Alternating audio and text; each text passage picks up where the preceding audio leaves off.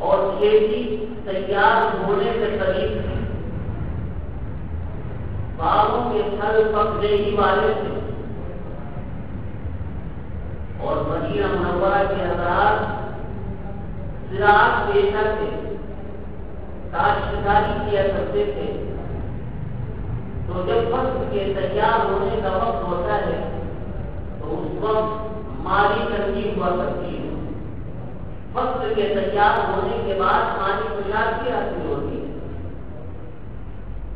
تو اس وقت حضرات صحابہ رضی اللہ عنہم مالی تنگی کے اندر مبتلا تھے، اور اسی کے ساتھ موسم کی گرمی بھی تھی۔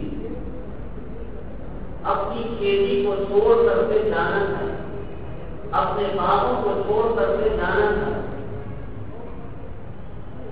مگر حضرات صحابہ رضی اللہ عنہم کی زندگی کچھ ایسے ہی تھی، وہ ان چیزوں کی طرف کوئی توجہ نہیں کیا کرتے تھے، بلکہ وہ دیکھتے تھے کہ اللہ تعالیٰ کا حکم کیا ہے، اللہ کے رسول صلی اللہ علیہ وسلم کا حکم کیا ہے، اسی کے مطابق عمل کرنا ہے، چاہے ظاہری اعتبار سے ہمارا کچھ بھی مالی نقصان ہو جائے، ہمیں یہ بھی چھوڑ کر جانا پڑے، اپنے باپ کو چھوڑ کر جانا پڑے، مگر پھر بھی اللہ اور اس کے رسول صلی اللہ علیہ وسلم کے حکم کی اطاعت کرنے ہی کے اندر ہماری کامیابی ہے۔ اور غزوہ تبوک کی نوعیت بھی کچھ الگ تھی، یعنی اپنی نوعیت کے اعتبار سے بہت ہی اہمیت کا حامل تھا۔ اس وجہ سے اس سے پہلے جتنے بھی غزوات ہوئے تھے ان میں مشرکوں سے مقابلہ تھا، اور اس وقت جو غزوہ تبوک ہے وہ عیسائیوں کے جو تربیت یافتہ فوج ہے اس سے مقابلہ کرتا ہے۔ روم کا جو بادشاہ ہرقل ہے، جس کی فوج بہت زبردست تھی اور بڑی تربیت یافتہ تھی، اس سے مقابلہ کرنا تھا، اس وجہ سے حضور اکرم صلی اللہ علیہ وسلم نے مدینہ منورہ کے تمام مسلمانوں کو جہاد میں نکلنے کا حکم فرمایا، اور دوسرے قبائل کو بھی جہاد میں شریک ہونے کی دعوت دی۔ اس وقت مسلمانوں کے اندر مختلف قسم کی جماعتیں تھیں، ان میں سے ایک جماعت تو وہ تھی کہ حضور پاک صلی اللہ علیہ وسلم نے جب اعلان فرمایا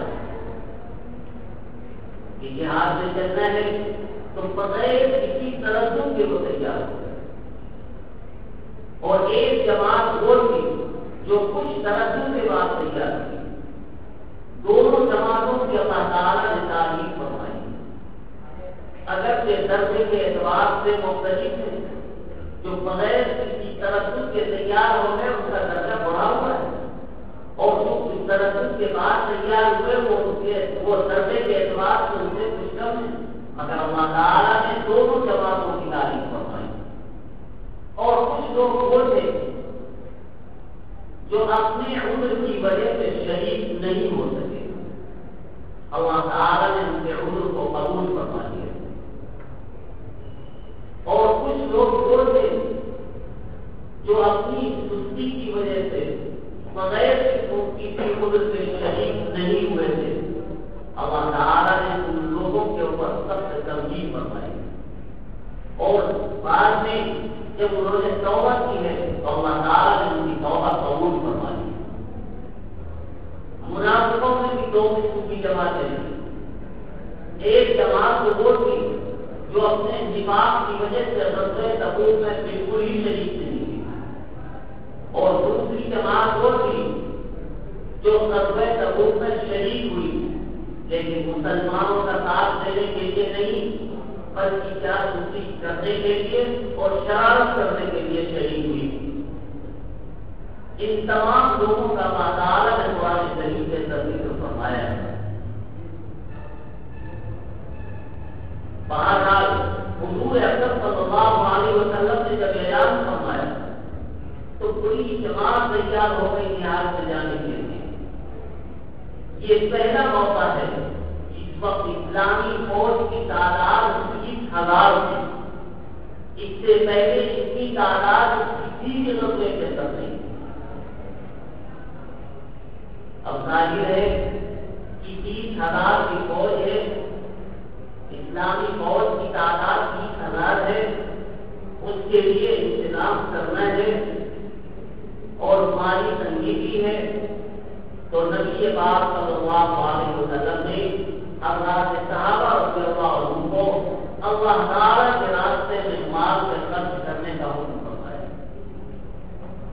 حضرات صحابہ رضی اللہ عنہم نے اپنی حیثیت کے مطابق جس کے پاس جتنی گنجائش تھی اللہ تعالیٰ کے راستے میں مال کو پیش کر دیا.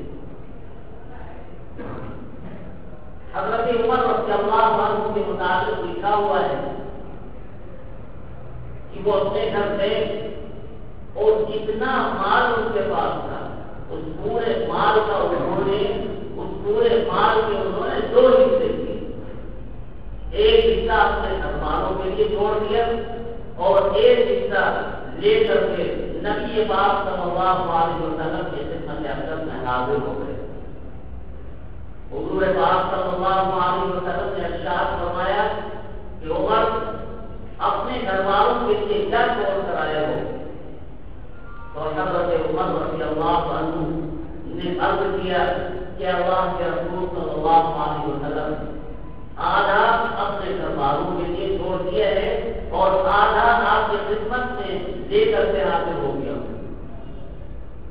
حضرت عمر رضی اللہ عنہ فرماتے ہیں کہ اس موقع پر میرا خیال یہ تھا کہ شاید میں مال کے خرچ کرنے میں حضرت ابوبکر صدیق رضی اللہ عنہ سے آگے بڑھ جاؤں گا. مگر جب حضرت ابوبکر صدیق رضی اللہ عنہ تشریف لائے حضور پاک صلی اللہ علیہ وسلم نے پوچھا اے ابوبکر تم اپنے گھر والوں کے لیے کیا چھوڑ کر آئے؟ تو حضرت ابوبکر رضی اللہ عنہ نے عرض کیا کہ اللہ کے رسول صلی اللہ علیہ وسلم اللہ اور اس کے رسول کو چھوڑ کر آیا. یعنی جتنا مال تھا سارا کا سارا مال لے کر کے حضور پاک صلی اللہ علیہ وسلم کی خدمت میں حاضر ہو گئے. یہ ہے حضرات صحابہ رضی اللہ عنہ کا جذبہ نبی پاک صلی اللہ علیہ وسلم کے حکم فرمانے پر اپنے مال کا قربان کرنے کا. اتنی ہمت تو حضرات صحابہ رضی اللہ عنہ کو ہی ہو سکتی ہے، دوسرا کوئی اتنی ہمت نہیں کر سکتا ہے اور اتنا خرچ کرنے کا حکم بھی نہیں دیا گیا ہے دوسروں کو. اپنی گنجائش کے مطابق جتنا ہو اللہ تعالیٰ کے راستے میں خرچ کرے. اس وجہ سے کہ جو کچھ وہ خرچ کرے گا وہ آخرت کے خزانے میں اپنے لیے ہی وہ جمع کرے گا، کسی دوسرے کے اوپر کوئی احسان نہیں کرے گا. حضرت عثمان رضی اللہ عنہ کے متعلق لکھا ہوا ہے کہ حضرت عثمان رضی اللہ عنہ نے اس وقت غزوہ تبوک کے موقع پر 1000 دینار پیش کیے اور 300 گھوڑے ساز و سامان کے ساتھ حضرت عثمان رضی اللہ عنہ نے پیش کیے. دینار کے حضور پاک صلی اللہ علیہ وسلم کے سامنے پیش فرمائے ہیں تو نبی پاک صلی اللہ علیہ وسلم دینار کو اپنے گھر سے مبارک سے الٹ پلٹ رہے تھے اور ارشاد فرما رہے تھے اے اللہ میں عثمان سے راضی ہو گیا، آپ بھی اس سے راضی ہو جائیے. دعا فرما رہے تھے نبی پاک صلی اللہ علیہ وسلم اور اسی کے ساتھ یہ ارشاد فرمایا کہ آج کے بعد کوئی عمل عثمان کو نقصان نہیں پہنچا سکتا رضی اللہ تعالی عنہ. حضرت عثمان رضی اللہ عنہ کے مطابق اس طریقے کی دعائیں غزوہ تبوک کے موقع پر نبی پاک صلی اللہ علیہ وسلم نے فرمائی.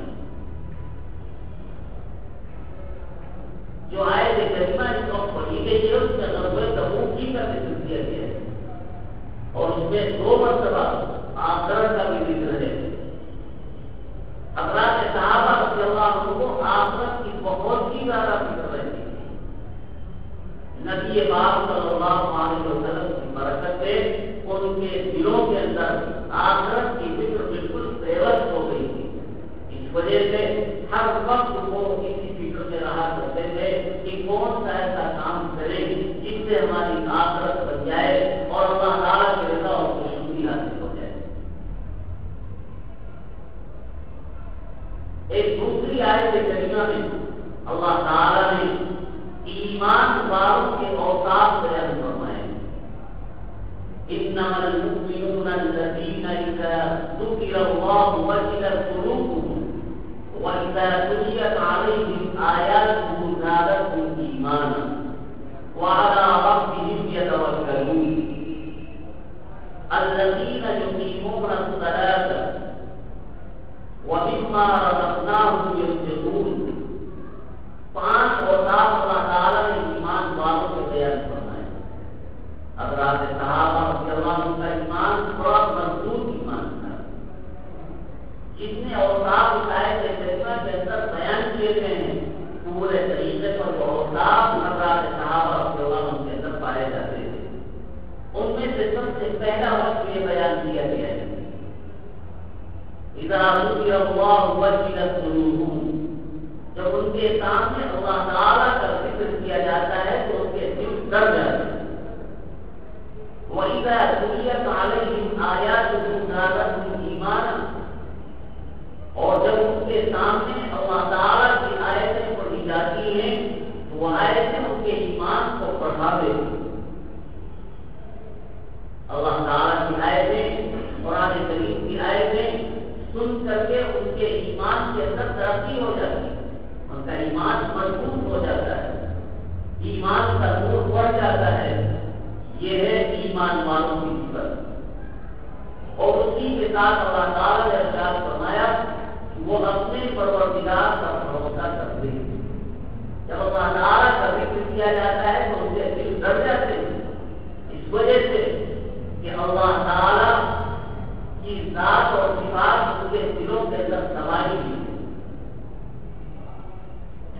اللہ تعالیٰ کا نام سنتے ہی ان کے دلوں کے اوپر خوف طاری ہو جاتا ہے اور اللہ تعالیٰ کی آیتیں سن کر ان کا ایمان بڑھ جاتا ہے اور وہ ہر کام میں اللہ تعالیٰ کے اوپر بھروسہ کرتے ہیں. ظاہری اسباب کے اوپر ان کا بھروسہ نہیں ہوتا ہے. ظاہری اسباب اختیار کو کرتے ہیں اور اختیار کرنا چاہیے, مگر بھروسہ اللہ تعالیٰ کی ذات پر ہوتا ہے کہ اگر ظاہری اسباب مہیا ہو گئے تو کوئی ضروری نہیں ہے کہ یہ کام ہو جائے. اگر اللہ تعالیٰ کی مدد شامل حال ہوگی وہ کام ہوگا, ورنہ ظاہری اسباب سے کوئی ضروری نہیں ہے کہ جس کام کو ہم کرنا چاہتے ہیں وہ کام پورے طریقے پر ہو ہی جائے. اور اسی کے ساتھ چوتھی صفت اللہ تعالیٰ نے بیان فرمائی ہے الذین یقیمون الصلاۃ, جو نماز کو قائم کرتے ہیں. اور نماز کو قائم کرنے کا مطلب ہوتا ہے تمام آداب اور شرائط کی رعایت کرتے ہوئے نماز کو پڑھنا. ایسی ہی نماز کے اوپر حدیث شریف کے اندر خوشخبری سنائی گئی ہے. نبی پاک صلی اللہ علیہ وسلم نے ارشاد فرمایا خمس صلوات افترضهن الله من صلاهن لوقتهن وأتم ركوعهن وخشوعهن كان له على الله أحد أن يغفر له ومن لم يفعل فليس له على الله أحد إن شاء غفر له وإن شاء عذب. نبی پاک صلی اللہ علیہ وسلم نے ارشاد فرمایا کہ 5 وقت کی نمازیں اللہ تعالیٰ نے فرض فرمائی ہیں. جو شخص ان نمازوں کو اس کے وقت پر پڑھے گا اور خشوع اور خضوع کو اختیار کرے گا اور رکوع اور سجدہ کو کامل طریقے پر ادا کرے گا تو اللہ تعالیٰ نے اس شخص کے مطابق ارشاد فرمایا كان له على الله أحد أن يغفر له. اللہ تعالیٰ نے اس بات کا اس کے واسطے عہد کر رکھا ہے کہ اللہ تعالیٰ کی مغفرت فرمانے گے. ومن لم يفعل فليس له على الله أحد إن شاء غفر له وإن شاء عذب.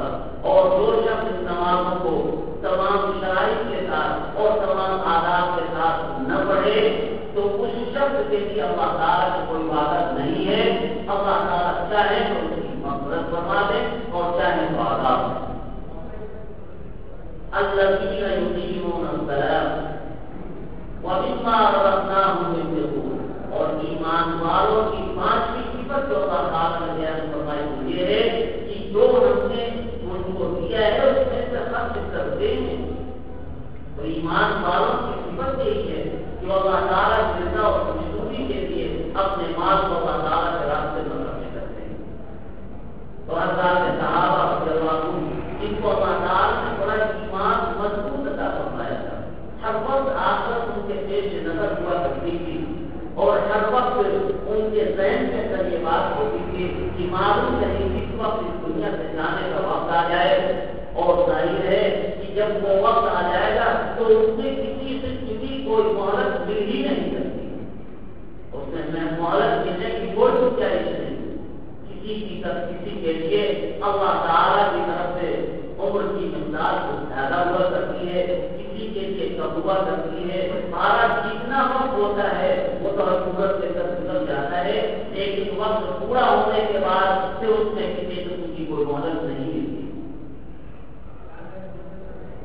حضرت نوح علیہ السلام کے متعلق یہ لکھا ہوا ہے کہ حضرت اسرائیل علیہ السلام، حضرت اسرائیل جو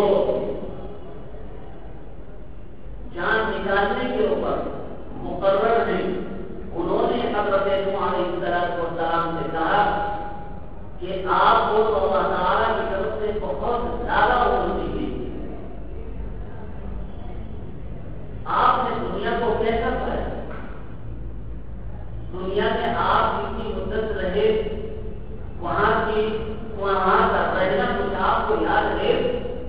تو حضرت نوح علیہ السلام نے فرمایا کہ دنیا ایک مکان کی طرح ہے، ایک دروازے سے داخل ہوئے اور دوسرے دروازے سے نکل گئے. یعنی دنیا کی طرف کوئی توجہ ہی نہیں. جبکہ حضرت نوح علیہ السلام کی عمر 950 سال. 950 سال. اس زمانے میں تو کسی کو یہ عمر حاصل ہو ہی نہیں سکتی.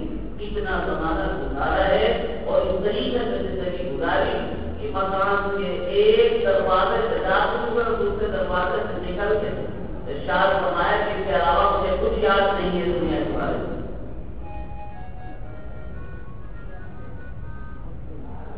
اور جب بھی کسی شخص کا اس دنیا سے جانے کا وقت آتا ہے تو اس میں کسی قسم کی کوئی مہلت نہیں مل سکتی ہے، ذرا بھی تعبیر نہیں ہو سکتی ہے. حضرت سلیمان علیہ السلام کے متعلق لکھا ہوا ہے کہ ایک مرتبہ حضرت سلیمان علیہ السلام کے بعد حضرت اسرائیل علیہ السلام انسان کی صورت میں آئے اور جو اس کو بات چیت کرنی تھی وہ بات چیت تھی. اور حضرت سلیمان علیہ السلام کے پاس ایک وزیر بیٹھا ہوا تھا. تو حضرت اسرائیل بار بار اسے غور سے دیکھ رہے تھے. جب وہ چلے گئے تو جانے کے بعد حضرت سلیمان علیہ السلام سے وہ وزیر کہنے لگا کہ یہ کون سا ہم سے جو آپ کے پاس آئے ہوئے تھے؟ ان کے بار بار دیکھنے کی وجہ سے مجھے گھبراہٹ ہو گئی ہے. آپ ہوا کو دیجیے کہ وہ مجھ کو فوری طور پر میرے جزیرے کے تک پہنچا دیں. حضرت سلیمان علیہ السلام نے حکم فرمایا اور ہوا نے ان کو ان کے جزیرے میں پہنچا دیا. اور جیسے ہی وہاں پہنچے فوراً موت کا فرشتہ آ گیا اور ان کے روح قبض کر دی. بعد میں پھر حضرت اسرائیل علیہ السلام حضرت سلیمان علیہ السلام کے پاس آئے تو حضرت سلیمان علیہ السلام نے پوچھا کہ فلاں وزیر میرے پاس جو بیٹھا ہوا تھا اس کو تم بار بار کیوں دیکھ رہے تھے؟ تو وہ کہنے لگے کہ میں اس وجہ سے دیکھ رہا تھا کہ ابھی تھوڑی دیر کے بعد اس کی روح قبض کرنے کا اللہ تعالیٰ کی طرف سے مجھے حکم ملا ہوا ہے اور ان کے لیے جگہ بھی مقرر ہے کہ فلاں جزیرے کے اندر اس کی روح قبض کرنی ہے. تو مجھے بڑی حیرت ہو رہی تھی کہ یہ یہاں اس وقت آپ کے پاس کیسے بیٹھا ہوا ہے اور اس جزیرے کے اندر یہ کیسے پہنچے گا جس وقت مجھے اس کی روح قبض کرنی ہے. مگر اللہ تعالیٰ نے تو اس طریقے سے انتظام فرما دیا کہ جیسے ہی وہ جزیرے کے اندر پہنچا اس اسی وقت اس کی روح قبض ہوتی ہے۔ تو اس میں کسی قسم کی کوئی تاخیر ہوتی ہی نہیں۔ وہاں ابن منبہ رحمہ اللہ فرماتے ہیں ایک بادشاہ کے متعلق انہوں نے لکھا ہے کہ ایک بادشاہ تھا، ایک مرتبہ اس کا ارادہ ہوا کہ وہ اپنے ملک کی سیر سے چنانچہ اس نے بڑی تیاری کی، عمدہ قسم کا جوڑا نکالا اور اس کو پہنا اور عمدہ قسم کا گھوڑا لیا، اس کے اوپر سوار ہوا اور بہت سے نوکر چادر کے ساتھ اور بہت سی فوج کے ساتھ بڑی شان و شوکت کے ساتھ وہ نکلا۔ راستے میں ایک شخص ملا جو ظاہری اعتبار سے بہت ہی کمزور اور بہت خستہ حال تھا۔ اس نے سلام کیا مگر وہ بادشاہ کو اپنی شان کے اندر تھا، سلام کا جواب بھی نہیں دیا۔ پھر اس شخص نے بادشاہ کی سواری روک دی اور یہ کہا کہ مجھے آپ سے کچھ کام ہے۔ تو بادشاہ کہنے لگا کہ جب میں سواری سے اتروں گا اس وقت بات کر دیں گے۔ اس نے پھر دوبارہ اس کی لگام پکڑ لی اور یہ کہا کہ میرے پاس اتنا وقت نہیں ہے، میں تیری جان نکالنے کے لیے آیا ہوں، تیرے مرنے کا وقت ہو گیا ہے۔ کہتے ہی یہ سننا تھا پر وہ بادشاہ گھبرا گیا۔ اب اس کی سمجھ میں کچھ نہیں آ رہا تھا کہ کیا کہے۔ نکلا تو بڑی شان و شوکت کے ساتھ تھا کہ اپنی حکومت کی سیر کرنی ہے، مگر راستے ہی تو اس کا وقت پورا ہو گیا۔ اس نے کہا کہ آپ ذرا سی مہلت دے دیجیے تاکہ میں گھر پہنچ کر کے اپنے ساز و سامان کو بھی درست کر لوں۔ اس نے کہا کہ اس میں مہلت کی کوئی گنجائش نہیں ہے اور اسی وقت اس کی روح نکالی۔ جیسے ہی روح نکالی تو وہ اپنی سواری سے گرا اور اس کا کام ختم ہو گیا۔ موت کا جو وقت اللہ تعالیٰ کی طرف سے مقرر ہے اس میں کسی قسم کی کوئی تبدیلی ہو ہی نہیں سکتی۔ اس سے پہلے ہی پہلے اس دنیا کے اندر آخرت کی تیاری کرنی ہے۔ ایک عربی شاعر نے کہا ہے الا یا ساکن القصر المعلق ستدفن عن طریق فی التراب، الا یا ساکن القصر المعلق ستدفن عن طریق فی التراب، له ملك ينادي كل يوم لطول الموت وطول الخراب۔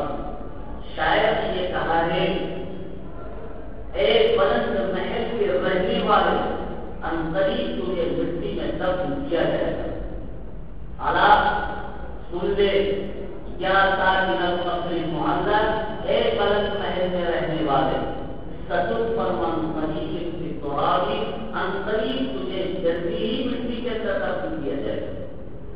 اور اس کے بعد شاعر نے کہا لہو ملک ینادی کل یوم لطول الموت وطول الخراب، کہ ایک فرشتہ روزانہ یہ پکارتا رہتا ہے کہ ہر پیدا ہونے والے کو مرنا ہے اور ہر مکان کو ویران ہونا ہے۔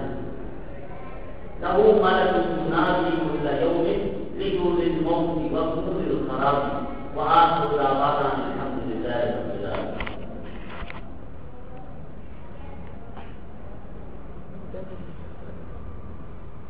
یہ بچی کل کی آئی تھی، ایک بچہ جو بیمار ہے جس کا نام ہے سید ریحان۔ یہ بہت چھوٹا بچہ ہے اور بہت بیمار ہے، ICU میں داخل ہے۔ اس کی شفا اور صحت کے لیے دعا کر دیجیے، اللہ تعالیٰ اپنے فضل و کرم سے اس بچے کو شفا اور صحت عطا فرمائے۔ اللهم صل على سيدنا ونبينا ومولانا وحبيبنا محمد وعلى آله وأصحابه وسلم. ربنا آتنا في الدنيا حسنة وفي الآخرة حسنة وقنا عذاب النار. ربنا ظلمنا أنفسنا وإن لم تغفر لنا وترحمنا لنكونن من الخاسرين. اللهم اهدنا الصراط المستقيم، اللهم اهدنا الصراط المستقيم، اللهم اهدنا الصراط المستقيم.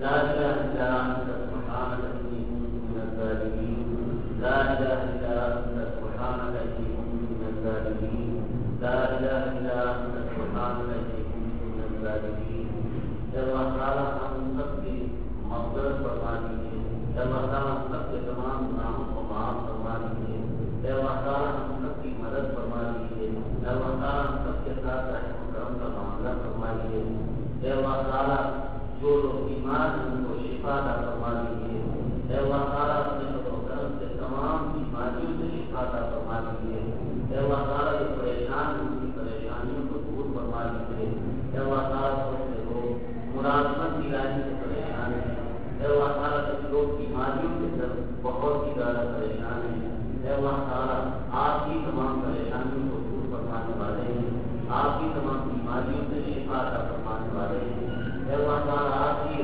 رحم و کرم فرمانے والے اور آپ کی مدد فرمانے والے ہیں اللہ تعالیٰ ہم سب کی مدد فرما دیجیے ہم سب کو شفا اور صحت عطا فرما دیجیے ہماری تمام پریشانیوں کو اللہ تعالیٰ دور فرما دیجیے اللہ تعالیٰ ہم سب کو آخرت کی نصیب فرما دیجیے اللہ تعالیٰ ہم سب کو آخرت کی تیاری کرنے کی توفیق عطا فرما دیجیے اللہ تعالیٰ آپ نے